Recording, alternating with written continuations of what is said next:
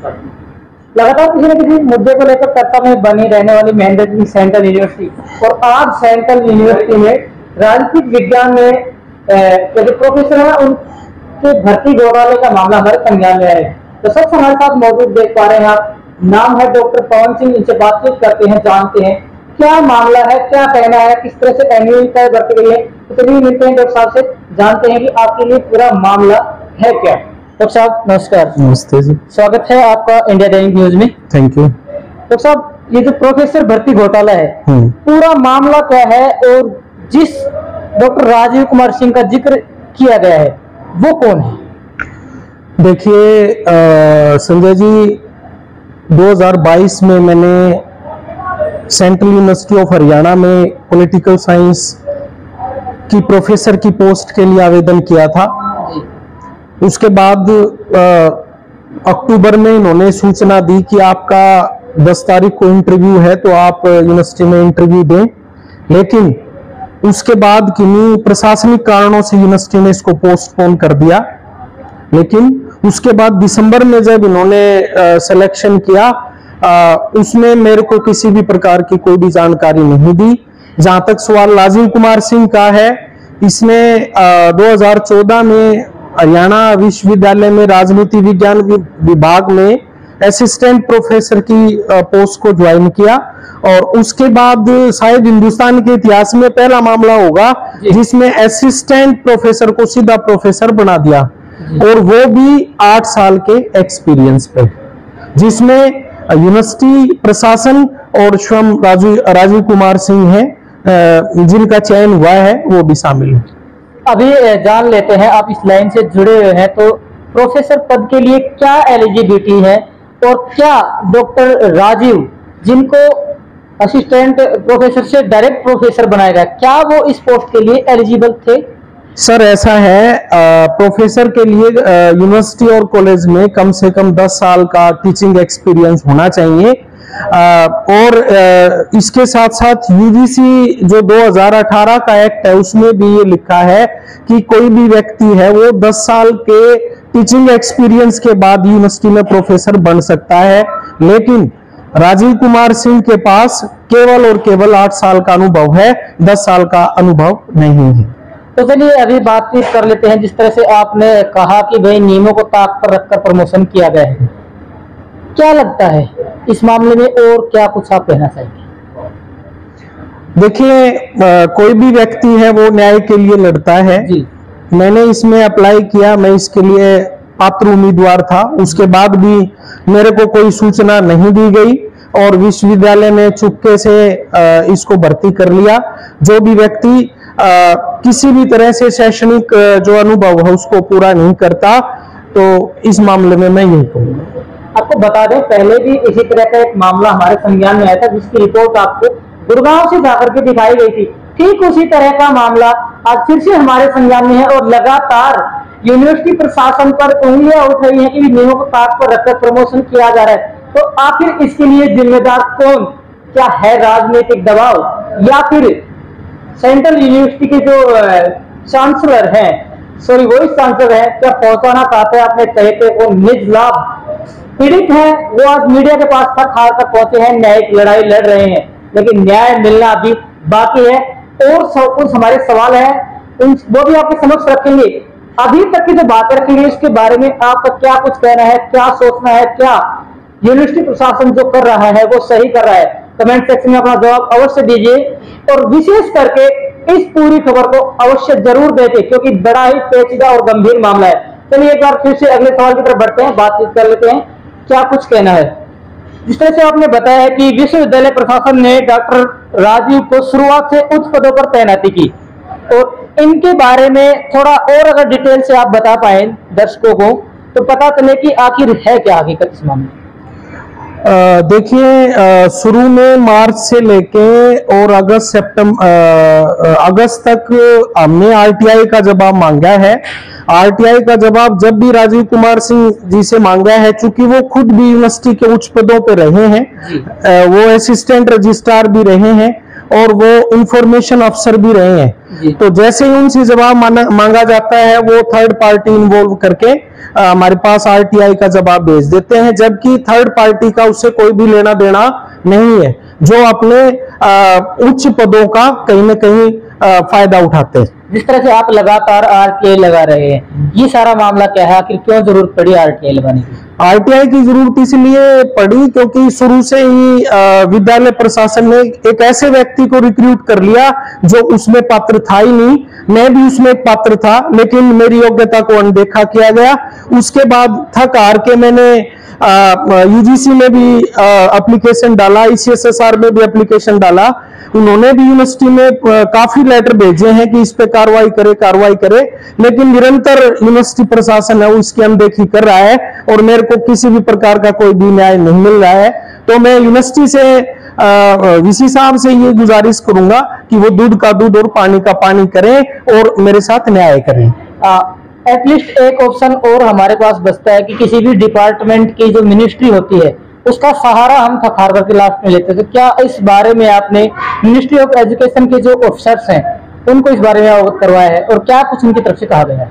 मैंने ministry of education में बहुत सारे लेटर जो हमारे माननीय शिक्षा मंत्री जी हैं धर्मेंद्र प्रधान जी, उनको लिखे हैं और एजुकेशन मिनिस्ट्री ने भी इसके रिगार्डिंग बहुत सारे जो लेटर हैं वो यूनिवर्सिटी प्रशासन को दिए हैं, परंतु पता नहीं यूनिवर्सिटी प्रशासन कहां सोया है। एजुकेशन मिनिस्ट्री के कहने के बाद भी इस तरह का कोई भी स्टेप उन्होंने अब तक नहीं उठाया है।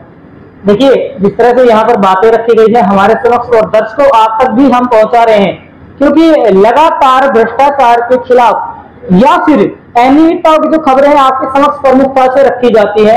हर मामले को की सच्चाई लाने के लिए, दूध का दूध और पानी का पानी करने के लिए आपके समक्ष हर खबर रखी जाती है ताकि सच्चाई सामने आए, पीड़ित है उनको न्याय मिले।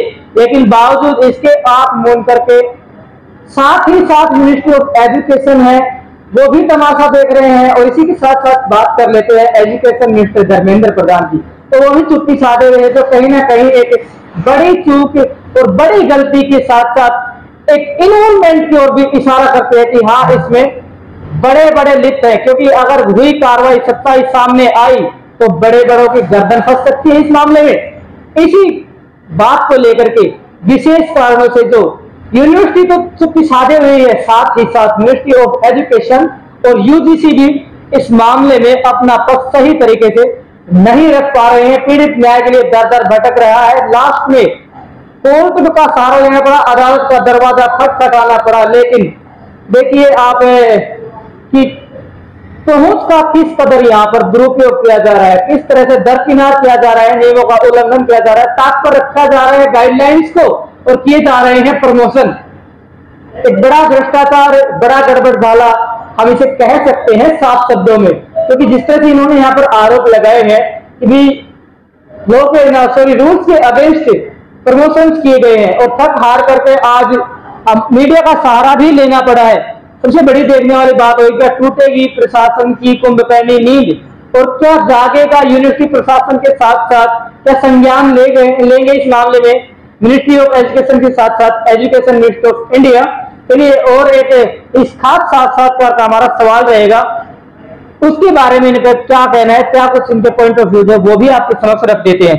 सर, जिस तरह से आपने बताया कि जो यूनिवर्सिटी एडमिनिस्ट्रेशन है जानबूझकर कार्रवाई नहीं कर रहा है, क्या लगता है गर्दन फंसने के डर से कार्रवाई नहीं कर रहे हैं या फिर मोटा पैसा खा लिया है? क्यों कार्रवाई नहीं कर रहा है यूनिवर्सिटी प्रशासन इस मामले में? देखिए, मैं तो पिछले 6 महीने से लगातार यूनिवर्सिटी से इस बात की गुहार लगा रहा हूं मेरे साथ न्याय किया जाए। बहुत सारी आरटीआई मांगी है, बहुत सारे साक्ष्य हमारे पास उसकी भर्ती से संबंधित सारे के सारे सबूत हैं, बावजूद इसके यूनिवर्सिटी प्रशासन किसी भी तरह की कोई कार्रवाई कर नहीं रहा है। जबकि बार बार गवर्नमेंट ये कहती है ऊपर से कि शिक्षा के लिए ये करो वो करो, लेकिन अगर यथार्थ धरातल पे देखा जाए तो कहीं ना कहीं इसमें विश्वविद्यालय प्रशासन के जो आला अधिकारी हैं वो प्रत्यक्ष या परोक्ष रूप से उसमें शामिल हो सकते हैं, क्योंकि पिछले 6 महीने से मैं यही बात कह रहा हूं कि सर मेरे को न्याय दिया जाए, न्याय दिया जाए। बावजूद इसके भी किसी भी प्रकार की कोई कार्रवाई है वो राजीव कुमार जी के ऊपर नहीं हो रही है। और जबकि मैं बार बार इस तरह के लेटर वो यूनिवर्सिटी में एक शिकायतकर्ता के रूप में भेजता हूँ। तो क्या सर आपने जिस तरह से अदालत का दरवाजा खटखटाया है, क्या लगता है क्या मिल पाएगा न्याय? देखिए, कोई भी व्यक्ति न्याय के लिए ही न्यायालय में जाता है और उसको इस चीज का जाने वाला है, वो थक हार के न्यायालय में जाता है ताकि उसको सही ढंग से न्याय मिले। तो ये तो समय ही बताएगा कि न्याय कब मिलेगा, कैसे मिलेगा। एक बात आपको हम क्लियर कर दें, हम अपनी तरफ से सिर्फ जो पीड़ित है उनका पक्ष आपके समक्ष रख रहे हैं। भर्ती धांधली के आरोप इनके द्वारा लगाए गए हैं कि जो भी बातें हैं वो आपके समक्ष रखी गई है। साथ ही साथ जो बात हमने अभी तक ऑब्जर्व की है इनकी बातों के अनुसार, इसमें एक सबसे खास बात यह है कि जानबूझकर लापरवाही सुनवाई ना करना भी, यानी कि देर से न्याय मिलना भी अन्याय के समान है। तो अगर ये फेयरली हुआ है तो इस बात का जवाब डॉक्टर पवन सिंह को दिया जाए, इनके साथ न्याय किया जाए। इससे बड़ी देखने वाली बात होगी कि बार बार भ्रष्टाचार मुक्त और इसी के साथ साथ पारदर्शिता का नारा देने वाली सरकार और सरकार तो अपना कार्य कर रही है, लेकिन कहीं ना कहीं अधिकारी हैं, कहीं ना कहीं जो एडमिनिस्ट्रेटिव के जो एम्प्लॉइज है वो जानबूझकर सरकार की इस योजना को पलीता लगा रहे हैं, दीमक की तरह काट रहे हैं योग्य व्यक्तियों की योग्यताओं को और अनुचित व्यक्तियों को लाभ पहुंचा रहे हैं। खबर को ज्यादा से ज्यादा शेयर करें। अभी जिस अन्याय के खिलाफ ये लड़ाई लड़ रहे हैं, जिस शख्स के खिलाफ ये लड़ाई लड़ रहे हैं, उसके बारे में बातचीत कर लेते हैं। तो हमारे साथ डॉक्टर पवन कुमार मौजूद। सर जी, जिस तरह से डॉक्टर राजीव सिंह पर आपने आरोप लगाए, क्या इनकी प्रोफाइल रही है, क्या इनका बैकग्राउंड है, क्या इनकी एलिजिबिलिटी है, इसके बारे में थोड़ा बताइए। देखिए, जैसे पहले मैंने आपको बताया, यूजीसी का 2011 का जो एक्ट है उसमें किसी भी प्रोफेसर को बनने के लिए 10 साल का टीचिंग एक्सपीरियंस जरूरी है। जबकि इससे पहले इसने राजीव कुमार सिंह जी ने वहां पे सेंट्रल यूनिवर्सिटी ऑफ झारखंड में गेस्ट फैकल्टी के रूप में काम किया है। इस तरह के जो एविडेंस हैं वो हमने आरटीआई के माध्यम से मांगे हैं। और सेम टाइम में इन्होंने राजीव कुमार जी ने पीडीएफ आईसीएसएसआर में किया है और इसके साथ साथ इन्होंने नौकरी भी की है। जबकि ये साक्ष्य उसने यूनिवर्सिटी प्रशासन को और आईसीएसएसआर को नहीं बताए। तो इसमें ये सामान्यतः देखा गया कि धोखाधड़ी का मामला है। मैं अपील करता हूं, ये गुजारिश करता हूं कि धोखाधड़ी के मामले में इस पे सख्त से सख्त कार्रवाई होनी चाहिए ताकि कोई भी व्यक्ति भविष्य में इस प्रकार का दूसरे व्यक्ति के साथ जिंदगी के साथ खिलवाड़ ना कर पाए। क्योंकि इसके पास है वो केवल 8 साल का टीचिंग एक्सपीरियंस है, 10 साल का नहीं है। जैसे मैं आपको बता चुका हूं, यूजीसी के रेगुलेशन के लिए 10 साल का टीचिंग एक्सपीरियंस होना चाहिए। और जबकि सेंट्रल यूनिवर्सिटी ऑफ झारखंड से जो भी हमने डॉक्यूमेंट्स आरटीआई के माध्यम से मांगे हैं उनमें स्पष्ट रूप से लिखा है कि at the time he was appointed on the basis of guest faculty salary so and so. वो हमारे पास साक्ष्य सेंट्रल यूनिवर्सिटी ऑफ झारखंड ने दिए हैं। तो मैं गुजारिश करता हूं कि इस मामले को विश्वविद्यालय प्रशासन भी देखे और जो व्यक्ति जिसको चयन किया गया है उसको इस मामले में सख्त से सख्त सजा मिले ताकि लोगों का ज्यादा से ज्यादा बेसिकली उनकी जो बात है वो लोगों तक पहुंचे। 100 की एक बात यह है कि न्याय के लिए दर दर भटक रहे हैं और बावजूद इसके ना तो यूजीसी सुनवाई कर रही है, ना ही मिनिस्ट्री ऑफ एजुकेशन है वो इस मामले को संज्ञान में ले रहा है। और सेंट्रल यूनिवर्सिटी का तो कहना ही क्या है, वो तो जानबूझकर इस मामले में चुप्पी साधे हैं। जिस व्यक्ति के खिलाफ हम आरटीआई मांगते हैं अगर वही देने लग जाए आरटीआई का जवाब, तो क्या दे पाएंगे संतुष्टिजनक जवाब? और क्या जो जवाब मिलेगा उससे आप होंगे संतुष्ट? क्योंकि पुरानी कहावत है कि घर की वही काका लिखने, जब काका लिखने हो जाए तो अक्सर ऐसा ही होता है। देखने वाली बात होगी। फिलहाल हमारे साथ मौजूद रहे डॉक्टर पवन कुमार, न्यायिक लड़ाई लड़ रहे हैं अपने हक के लिए। क्या मिल पाएगा इनको इसका हक? क्या मिल पाएगी दोषी को सजा? क्या इस मामले में को संज्ञान में ले गई यूनिवर्सिटी प्रशासन के साथ साथ मिनिस्ट्री ऑफ एजुकेशन। क्या यूजीसी लेगी इस मामले में एक्शन?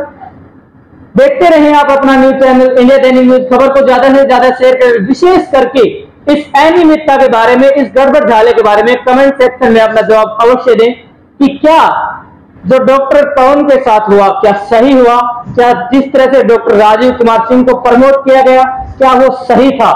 कमेंट सेक्शन में अपना जवाब अवश्य दीजिए और खबर को ज्यादा से ज्यादा शेयर करें। डॉक्टर साहब बहुत बहुत धन्यवाद आपका। Thank you. मैं एक चीज और बताना चाहूंगा संजय जी कि राजीव कुमार जी की पिछले 4 से 5 महीने हो गए मेरे को, लेकिन उसके बाद भी किसी भी तरह का यूनिवर्सिटी प्रशासन के कान पर जू नहीं रेंग रही है। वो इसको सीरियसली एक मैटर की तरह लेना चाहिए, जबकि यूजीसी का भी लेटर आ गया, ICSSR का भी आ गया और मिनिस्ट्री ऑफ एजुकेशन का भी लेटर आ गया कि इसके ऊपर कार्रवाई होनी चाहिए।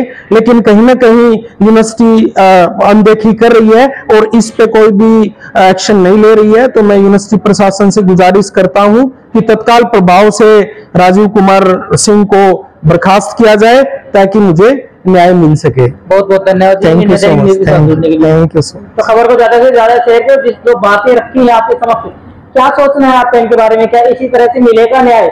जो योग्य है उनको नहीं मिल रहा है रोजगार, तो जो अयोग्य है उनको किया जा रहा है प्रमोट, की जा रही है पदोन्नति, लगातार रखा जा रहा है। नियमों को ताक कर आज थक हार करके मीडिया का सहारा लेना पड़ा है।